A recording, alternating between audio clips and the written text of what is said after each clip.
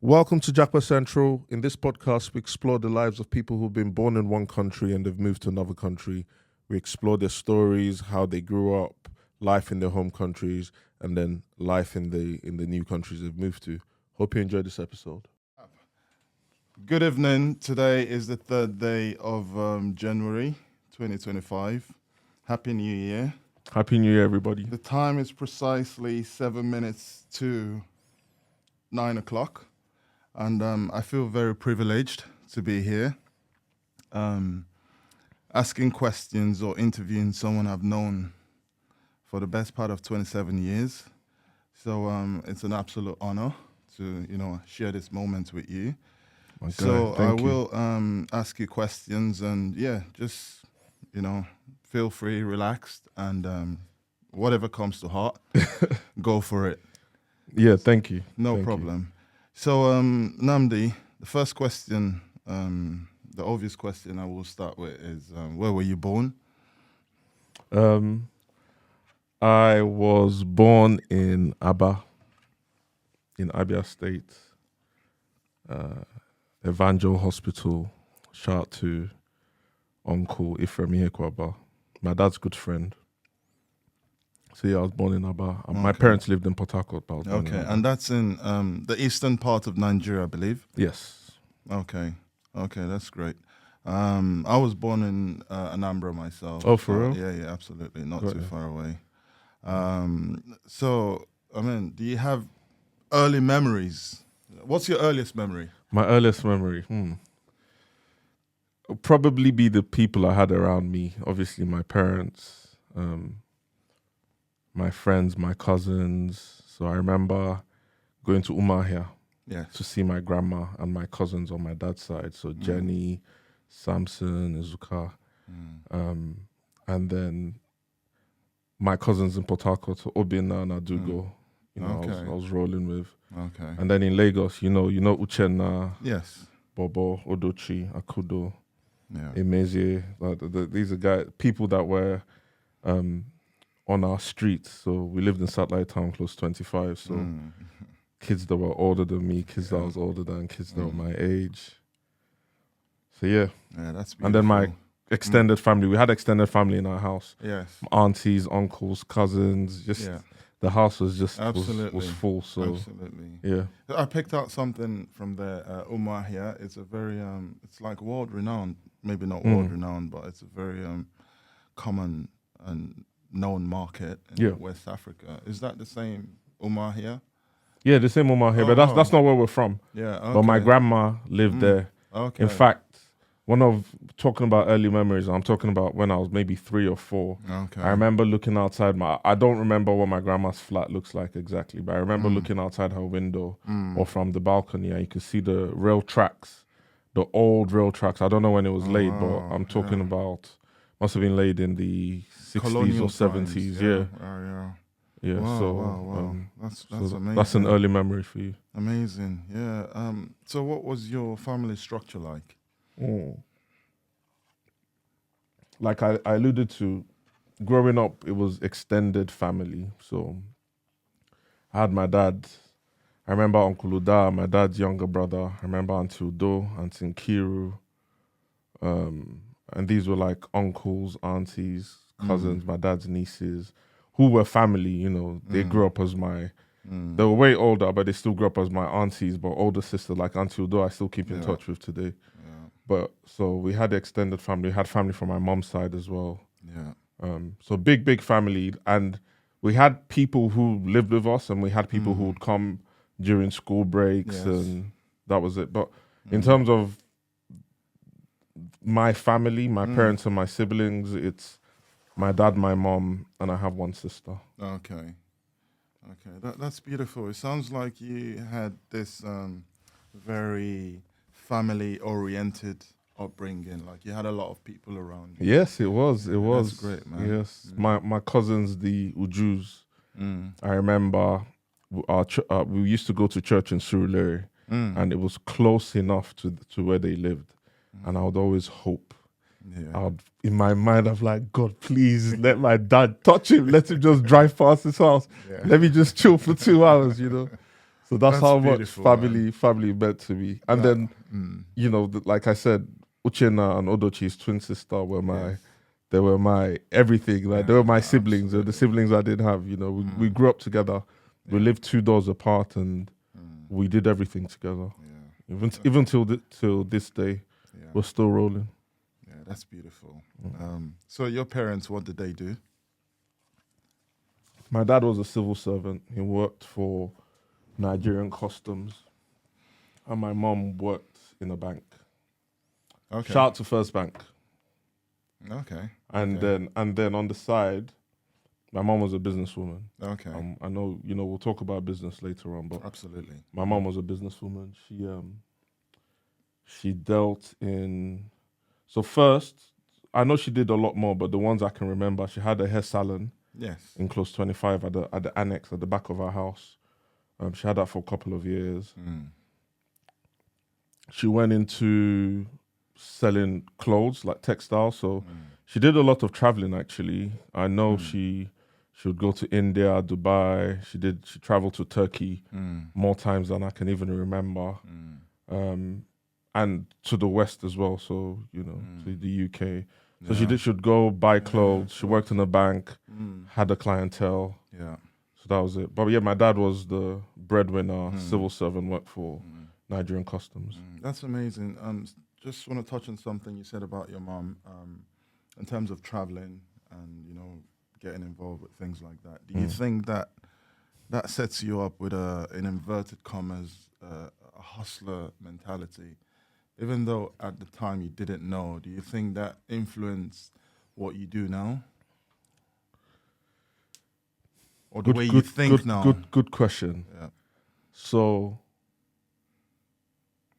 the hustler part, the wanting to just go and get more, I'd say that part just, for whatever reason, comes more naturally.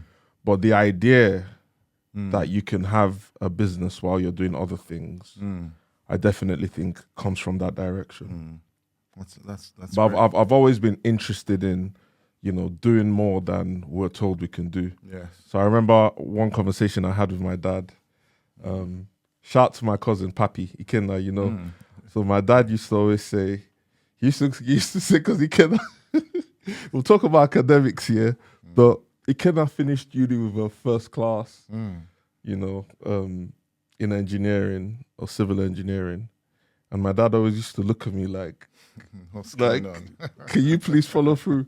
So we'd have this argument about working for a company and, being a dedicated employee and rising to the ranks of director and blah, blah, blah.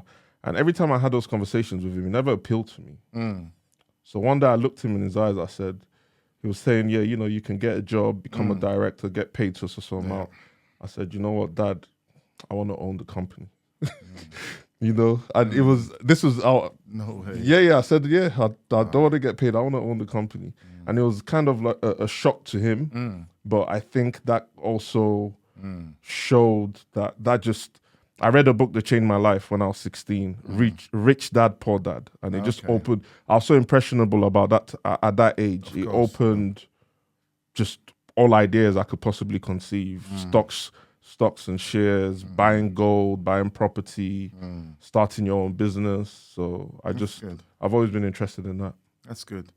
For anyone that might want more information on that book, make sure you get in touch, one way or the other. And you can have more information about that. So on to the next question. Primary school, which I happen to know about. What were your favorite subjects? Primary school. I think I always leaned more towards the social subjects. So maybe social studies, English, I really enjoyed. I think most times I would get a near perfect score in English. Maths, I was okay. Basic maths, I was okay. Where they lost me was when it got to algebra. When they said find X, man. I still haven't found X. Yeah, man. When they said find X, I said, look, if this X is not showing me where the money is, leave me alone, please. So, yeah, that is... Okay. social studies and I say English. English. Okay.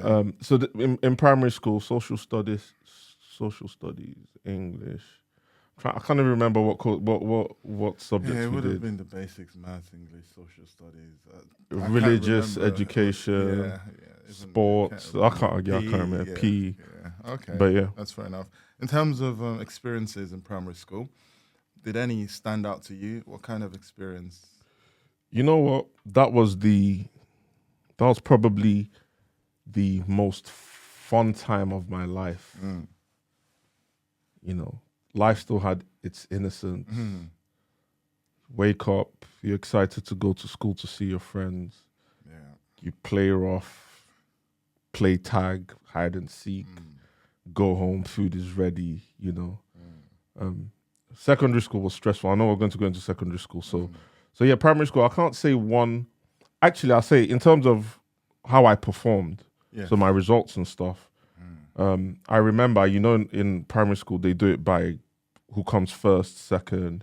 I never came first, but I came second and third multiple times all across. Yeah. And, I can't remember studying for one day in primary school. It was all natural, you know. So I'd range from second, third, come maybe fifth or sixth in a class of about 30 people, all the way from primary 1 to primary 5. So yeah, and I wouldn't say I studied. I just enjoyed it. I enjoyed being in that environment. I went to Learningfield Primary School. Shout out to my Learningfield people. I had teachers I say that were helpful. You know, they just spoke a language I understood, and I was able to just based on natural skill and ability be up there. And that's beautiful. Yeah. Just for me personally, what I found being in primary school was I liked the challenge. So in terms of having to study and do homeworks and stuff, it was not for me. But if I had a challenge, like someone gave me something to aspire to, like if you get a certain score, you're gonna get a treat. That was what was yeah. But that's me looking at it retrospectively. But at the time, you know, you're like, am I dumb? Like, am I not studying like everyone else? Yeah. Okay. So the next obvious question would be secondary school. What would you say were your favorite subjects or subjects? Oh, secondary school. I think the trend continued. Definitely English, social studies. I remember I did really well in I think we had, what's this man's name? This guy, remember had what a funny thought? name. He did business studies and stuff. Is it Mr. Mambo? Mambo or something? Yeah, I know the name, but did he teach business studies? He did something, but basically, business studies. Yeah, he used to always, Cane. hit us with the cane. It's him. Yeah. So I think business studies I enjoyed in JS 2, JS 3, commercial courses. Yeah. But I was under a lot of pressure to just pick a science subject because my dad just made it clear. Yeah. You know, I'm sure he wanted the best for me, but science subjects was where I should be facing. I'm sure he wanted me to be a doctor absolutely. or something. My mom wanted me to be a lawyer, so she wanted me to go down the law route, which I feel like would have suited my personality a bit more. I think so. Okay, I hear you. But yeah, I hear you. Just to clarify that JS2 equates to year 8, year 9, something like that. Yeah. Year 7 is just 1, so year 8. Yeah, that's it. It. What about experience? Secondary school was stressful. Yeah. So my NNSS or jogger, I don't know how you guys did it, man. It was stressful for me, honestly. Things changed. You know, like the things I got away with in primary school in terms of not really studying and doing relatively well. It just changed. Secondary school was kind of like survival for the fittest, and it took me a while to adjust. So I became, in secondary school, I went from being, in primary school, being, you know, top of the class to being an average student in secondary school. And I feel like if I had more help, I'd have done a lot better. But the just the way it was, help wasn't easily available, So absolutely. yeah, so with maths, like I said, when they said find X, that was me in maths, But I still did well with social studies, English. I think in just 3, I did during my junior WAEC, I did agricultural science, and I scored really high in that. And then senior secondary school, I did good in physics, chemistry. I'm trying to remember. Geography, I didn't do too good. I think I got a D in geography, but that was my only D. Everything love geography. Else. Oh yeah. Well, considering you're a civil engineer, so I love geography. Yeah. Okay. And then I did Igbo. Oh wow. I did Igbo. I got a B3 in Igbo. My mom laughs at me anytime I said I studied Igbo, but this was in junior secondary though. Yeah.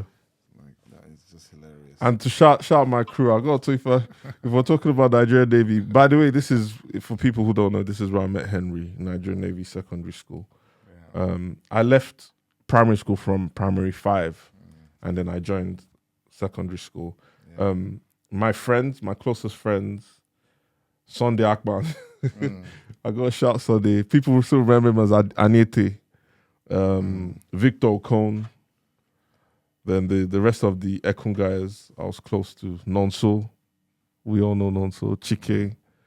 So yeah, I think those are the guys I spent the most time with. But Chike was not in Ekun though. He was in Ekbe. But we had the Satellite Town Connect. Oh, I see. So I'd known Chike from primary school. Absolutely. Yeah, makes sense. So yeah. Makes sense. Okay. Do we want to talk about the Jappa story or? Yeah, let's go before these guys come. What's the inspiration behind that? Give us a very short version for now of the Jappa story. Okay, so what happened was at the time when I finished secondary school, it was a good time for my dad. He had some money on him, and he felt like it was a better opportunity for me to leave Nigeria and study abroad. So that's what I did. I had 2 options. I did my SAT, so I could have gone to America, but they made the final decision because my dad had his cousin, but they grew up as brother and sister, my auntie Ngozi, who he really trusted, who he felt like he could, he could leave me with her, and she'll be my guardian. So that was my decision, and well, not my decision. That was how I came to the UK. Yeah. So, yeah. That's amazing. So it sounds like this was a sudden thought that came to you. It's not like you've been thinking about it for 5 years. Oh, no. So even when I did my WAEC, it was all up in the air. I did JAMB as well. If I had plans to travel abroad, I wouldn't have done JAMB. So everything was still up in the air. But that option presented itself. And thankfully, they were able to put me forward and make it work. So moving on to college now. I know that ties with your previous experience of the Jappa story. So tell us a bit about college and the memorable experiences you had. So I remember I got into the UK on a Wednesday. I went to college on a Thursday. Because after secondary school, that was my, to come to college. I was 17 then. And yeah, it was just surreal. It took me it took me at least a couple of days, if not a week, to just adjust my mind because I flew in from Nigeria on a Wednesday. Thursday morning, I'm on the bus with my mom and my auntie Ngozi, to the college. I met my teachers. I did a little test. They wanted to find out my English language skills, They just gave me a few tasks. They just didn't know, you're coming from Nigeria. They just wanted to make sure. They saw my WAEC results and stuff, but I think they just wanted to. So they gave me a few sentences to write. I think she said, tell me what you think about the UK so far. And I wrote like a paragraph. She was like, you're good. They just wanted to make sure you could actually write. So okay. And then, yes. So what about college itself, though? My experience. Being in college. Yeah. Well, okay. So first day I started college. My course was AVC and ICT. So I didn't do the traditional A levels. Okay. when I came, it was just going to take longer. So I did an advanced ICT course, which was equivalent to 2 A levels each year. Yes. So I completed that. First year, I was second overall in my course because, and there's like I think 100 and something students. I was just, I had that fire. Just come from Nigeria. Yeah, I think a lot of us had that as well. Yeah. I have to prove my worth. So yeah. So you would say college was you were on fire, Academically, yes. I was working really hard. And I was talking about not having support in secondary school, college. You know how if you're willing to work hard, absolutely, you have people that will help you. So, I had a library that I had access to. So, I did really well in college. I got the grades I needed to go to university very easily. Would you say you were innocent then? Depends on your definition of innocence. Okay. Have I cut this part out? We'll leave that for another day. I know what you want to ask, but I don't think I'm ready to answer that question. So. All right, let's move on. But yeah, so overall though, I started making friends in college. Yes. I had the good guys, the naughty guys, and I kept myself to myself. Okay. Sounds amazing. Yeah. Right, on to university. Tell us just very briefly about your whole experience in the university. So outside of primary school, university was another period of my life where I'd say I enjoyed myself. I enjoyed the freedom. I was in Kent, which was close enough to London. If I needed to come home to my auntie Ngozi and my cousins, Casey and Frank and everybody else, Tony, Martin. So I was close enough to London if I ever needed to come back for the weekend. But at the same time, I was still by myself, when I was in Kent. And yeah, really good experience. I enjoyed it. Made new friends that I'm still in contact with now. And I think it shaped me a bit in the sense that I got to know myself a bit more, Okay. New slate. Yeah. Everyone meets on a clean slate, and you've kind of figured things out. You know what you like, what you don't like, the kind of people you want to hang around with. Yeah.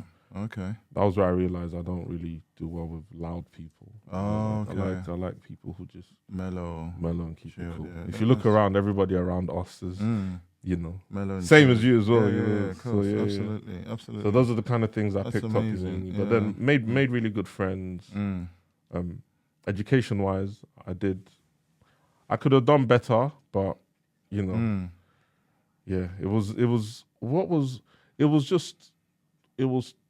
was just tough. I think some of the courses I did. So I did computer science and business, and the business side I was just acing, no effort at all. I was doing well. The computer science side was where I was struggling. I needed to learn programming, so I became and I learned programming, but I was an average programmer, so I wasn't excelling on that side. The computing, I wasn't doing badly, but I wasn't acing compared to the business side. But yeah, so it was a really good experience. So I enjoyed myself. Yeah, that's amazing. I picked up on two things. I mean, the computing side of things, I think, well, shout out to my Niger people and Niger, but it's something we weren't very strong on. Yes, we didn't have access to. Late 90s, we didn't really know me personally, anyway, I didn't really know what a computer was. The most I knew about it was Millennium Bug, 1999 into 2000 and all that. So we didn't have too much of an experience. The second thing I picked up on was Kent. So for those that might not understand how far away Kent is in relation to somewhere like London, which a lot of people would recognize, can you tell us like what kind of the distance-wise, or so is if it you easy commute into London? Yeah, if you drive, depending on where you are, I'd say an average of, from Canterbury where I was, was an average of about 2 hours. Okay. If you lived in Southeast, it would be closer, but I lived in East London, so I'd say 2 hours. If you're going by public transport, you'd have to get to Victoria. Oh, okay. And either get the train from Victoria or get the coach. So I'll say on average about depending on the mode of transportation, an hour 30 minutes to 2 hours 30 minutes. Okay, would that be by? Yeah, of course. Yeah, Depending on if it's or train, driving. if it's train, you got to consider you have to leave wherever you are to get to Victoria first. Yes. Give it 30 minutes, course, yeah. and then from Victoria to Canterbury was an hour. The slow train was 2 hours. The fast train was an hour. It's not bad. An hour 20. Yeah, it that's wasn't not too bad at all. That's why I said. There was a time when I first started. Okay, so when I was in college, I got a job. I worked for Sainsbury's. Yes. And I took that job to. Well, I was still working in Sainsbury's when I started uni, and I'd come back every weekend. Yes. You know, for the first couple of months, and I just thought this is not sustainable. Yeah. So yeah, absolutely. So it's close enough where I could not commute, but I could, travel. That's great. All right, tell us about your work experience at the time. Okay, so good thing I mentioned it. I mentioned all the places well, not all of it. You mentioned Sainsbury's. Sainsbury's was my first ever job in the UK. Really helped. When I started working at Sainsbury's, I stopped asking for pocket money. You know, I was able to pay my own bills, pay my phone bills, buy whatever I wanted. And yeah, from Sainsbury's, I worked for River Island Clothing Company. River Island, I think that took me all through to when I was in uni. When I did my master's, I worked for River Island as well. And then when I came to London, my professional, I'd say that was when my professional experience started. So I got a sales job in Canary Wharf, 29th floor of the One Canada Square building. And I thought, I thought the dog's position, bollocks. Yeah. I thought I was doing something in life. My salary didn't, show that, but I was on the 29th floor. But it was just a mirage. But at the time, it would have felt good, though. It felt good, but even buying food in Canary Wharf was expensive for me. I wasn't getting paid enough. But that was my first job after uni, and I was really grateful. I was really grateful to have a job, whatever it was, And I happened to just be working in Canary Wharf, 29th floor. It was a sales job. I did it for a year, and then I went into recruitment. I became a recruitment consultant. Okay. I'm going to ask you a question which sort of goes away from, I get worried. the norm. But no, it's a safe question. Okay, cool. Do you think that subconsciously set you up for the good life? By the good life, like liking good food, going nice places, meeting different people? I couldn't really, definitely not food. Drinks wise, yes, there was good bars, but as you know, I'm not much of a drinker anyway. So I just went just to be social with my colleagues. But I've never really enjoyed that side of, you be out. I have a couple, but I'll probably be the first person to go home. Okay. Yeah, it wasn't sound like you. I'm joking. I'm joking. Okay, yeah. No. So, but yeah, I won't say. I think I already had a hunger for better things even before I worked in Canary Wharf. Yeah, of course. All right, business life. What's that to you? What does that? Can I go, because that's just like the tip of the iceberg. I'll just run through my career a bit, if you don't mind. Yeah, of course. So my first job was a sales job. I did recruitment for a couple of years. I saw how much they were paying IT guys, and I was like, that's why I studied in uni, And then I found a course, so I studied to be a business analyst. And remember I said I did computing and business. So if there was ever a perfect role to be a business analyst, it would be mine, because I had exposure to the technical aspects, but I also understood, my course did a bit of operations, finance on the business side, and then you have finance business analyst, operations business analyst. Yeah. So it was a mishmash of the right skills. Because what I'd say is when I started studying to be a business analyst, things made sense fairly quickly. It wasn't something I'd have to read over and over and over again. Everything just fell into place. It was still difficult to get a job, but everything fell into place. So after recruitment, I was sitting next to my manager in the office then in a recruitment company.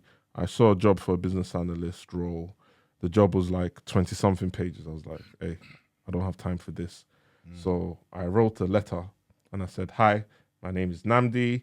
I've seen this application, but I know if I fill out the form, you probably never get in touch with me. So I thought, I saw the person's email, the person was advertising jobs. So I said, I thought I would send you this email and tell you that I'm really interested in this role. What I lack in experience, I'll make up for it in hard work and resilience and blah, blah, blah. And the lady responded, No way. The flukiest fluke you ever hear of. I fluked it so bad. 2 days later, the lady responded. She said, we booked a telephone interview. Thankfully, I'd been studying. So I already knew I wanted to be a business analyst. So I was studying. So during the telephone interview, I had the textbook in front of me. She'd ask me a question. And because I'd been studying, I knew what part of the book was. So I'll stall a little bit. Requirements gathering. I'll be like, oh yeah, so, and then I'll find requirements gathering, and that's what helped me. So I aced the telephone interview part, and I got invited to face-to-face, and I had to do a presentation. And during the presentation, I drew a process map, which was basic, you know, but she was just surprised that I did. She said, oh, how did you do? I said, I used basic tools. I used PowerPoint and, you know, so she was quite impressed, and I got the job. So that was my first BA role. And then I've been doing that ever since. That is inspirational. It's good to hear, because sometimes that's what people need to hear, you know, because you have to do that little thing extra that sets you apart. That Absolutely. might give you the chance to, you know, nail it. Yeah, that was a fluke, man. But yeah, I'm thankful I took. I mean, you put the effort into it. So yeah, absolutely. You could have gone one way or the other, but you pulled it off. So 100%. You have to pull it off in order to be in that position to get it or not. So that's inspirational. Thank you. Okay, let's talk about your life experience, though. That's a loaded one. So I don't know how you're gonna. Okay, so let me. It, yeah. So let me put two together. So I feel like my life experience kind of influenced my business life a bit. So I'm talking about life experience. I think if I'm talking about my life and I mentioned my parents, I have to talk about, you know, what's happened. So I lost both of my parents. My mom, October 2018. My dad, February 19. And that kind of, the pain was difficult to cope with. So I had to be creative in managing that pain. So it kind of pushed me towards more creativity and I guess business. They came hand in hand for me. So, you know, I started a vintage clothing business. Yeah. Selling vintage clothing, and then I have this brand as well, Ezo. Every day is a special occasion. Any opportunity to plug my brand, you know, I have to. I still have to tell you. Then we have the studio as well, Mad About Talk, Matt Studios. Yeah. So yeah, it's been tough. Business is definitely tough, and this is just some of the ones that you know about. Other things I work on. Of course, yeah. So business has been tough, but you learn and you get stronger. You know, so with everything that's beautiful. I will add though, I've known you for many, many years, and I've seen things you've done, and I've felt inspired. So there's never been a time you've gone into a venture or attempted something outside of the social environment that I've been like, oh, what's he doing? So I've always felt like that is a friend I want to hang around. Because, Thank you, man. Thank you. I see what you've done. I see what you're doing, and it makes me think differently. Like, okay, what's the next thing I'm gonna look out for? And I think that's very important in life if you want to keep, you know, climbing up the ladder. Inverted commas, and going places. So, and, to say why that has happened, and that's why I mentioned life experience was after losing my parents, I realized that there's a bit more urgency, you know. People, I'm sure there was a lot more stuff they wanted to do that they're not getting to do. So I didn't feel comfortable just sitting down on my 9 to 5 and not doing anything. Like, you know, what are we building for the next generation? Of course. So I think that's amazing. That's amazing. I think maybe in a different interview we can talk more about your parents. But yeah, I remember meeting your mom, not too long before she passed away, And my dad. and your dad, yeah, of course. And they were good people. Thank you. No, thank you. Beautiful people. And I was like, this reminds me of my own parents. Yeah, it was one of those things that has an impact on you forever, especially when suddenly they're not around anymore. For you to have that same amazing and beautiful experience with them. So yeah, it's just life, isn't it? It just comes at you. Of course, comes at you really. It does. It comes and it comes relentlessly. You know, it's brutal. But some of the things I've learned is you have to take advantage of the time you do spend with them. So as much as it's painful, I'm grateful that I was close enough to them where I got to ask them majority of the questions I wanted to ask them, and I got to know, things that they like even some of the decisions I made during my mom's funeral was based on her favorite color. That's like amazing. Something that's so little but so important at the same time. So I think, just experiencing everything makes you appreciate life a bit more and ask what can I do? How do I maximize my time here? So that's why I am the way I am now. If you think pre all of this, I was kind of still ambitious, but just only I wasn't creative in what I was pursuing. Now I'm open to more opportunities. So that's great, man. Having good parents, I think, sets you up quite well. Absolutely. And whatever your situation is, for those listening, you brought up single mom, single dad. I'm sure we're all trying to be the best people we can. But yeah, when you have people that inspire you like that, your parents, it's like priceless. Yeah. And it's a privilege as well, to have, good parents. No, 100%, 100%. Even when I look at the way my life is shaped now, so much things, even though my parents are not here, more so my dad. I was closer to my mom, but somehow my dad, because I'm a man, so I've seen how my dad carried himself as a man, and I've kind of, I'm trying. I can never be him. I'm not trying to be him or be like him, but using my own personality, I try to hold his values. He means what he says and says what he means, and stuff like that. So yeah, definitely impactful, and that's why I use for my kids as well. I have 2 boys, and I try as much as possible to just tell them the truth, and as much as they can handle anyway, and that's be all there you for can them. do, man. That's all. That's all. Okay. This is coming to the end of the. I know we could have done session, this forever. I know. And I feel a bit sad asking you this question. What would be your advice to the next generation? And the reason I feel sad is because it makes me feel old. Yeah, we're old, man. It's a part of life. The next generation. It's a part of life, I feel like we should embrace being old, because there's some people who went to the same secondary school. Not everyone finished secondary school with us. They're still alive. So I'll take old age over anything else. Advice to the young people. I'll put myself in that position. If I was to come to the UK now, I'll get myself a job. I would find the highest paying job I can get with the least stress. Yeah, I'll get it. I'd make sure that job can cover my bills and everything. I'd 100% look for a side hustle, especially if you're not married and you don't have a family, because every other time you have would be to raise some money and then invest that money that you're raising on the side for it to just happen. And I think that would be a good place to start from. Once you start doing things like that, your eyes are open to investment opportunities.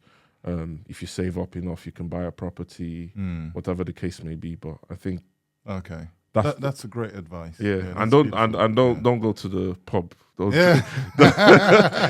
start drinking, because enjoyment don't they finish. Enjoyment don't they finish for this life. So relax. So yeah, it's funny you say that, because I was gonna come away from the academic side of things. Yeah. Tell us socially. Socially. But I think you've touched on it. You've touched on it. Yeah. Socially, for me, I like to chill. Kind of like I said, a lot of influence from my dad. I'm not even going to lie. My dad used to, when his friends would come around, they'll have a good drink, chill. My dad never drank regularly, only on special occasions. Like during Christmas, he'll drink during that period, and maybe when a few friends came on. I think that's how I just live, you know. When I go out, have a few drinks, but outside of that, no. Okay. Yeah. That's amazing. That's beautiful. So yeah, with that, I think we've come to the end of this session. Alhamdulillah. We've touched on a lot of great topics. So if anything has stood out to anyone, we will be more than happy to expand on it, talk more about it, because believe it or not, we have a lot, you know, of experiences. Yeah, there's a lot more to stuff touch. and, you know, weird things as well.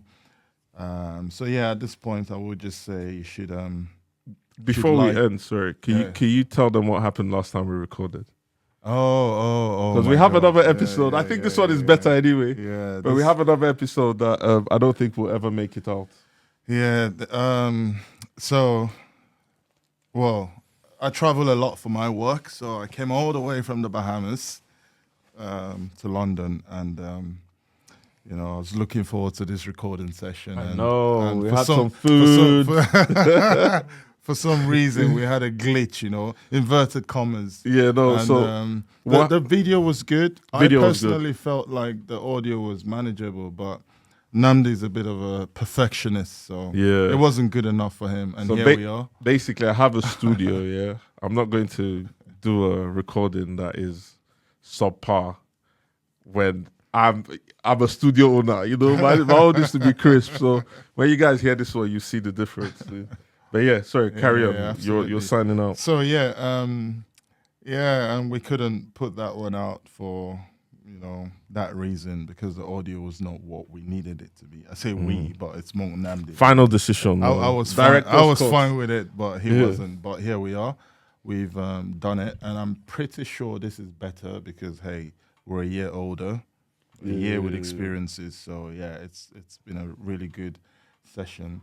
So if you're still here, thank you very much for listening to us.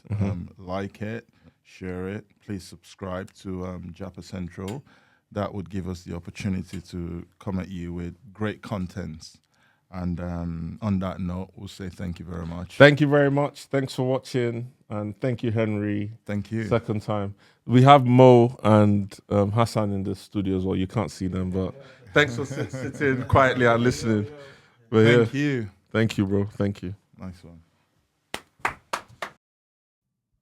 Please don't forget to like, share, and subscribe for more Jappa Central episodes. Thanks for watching.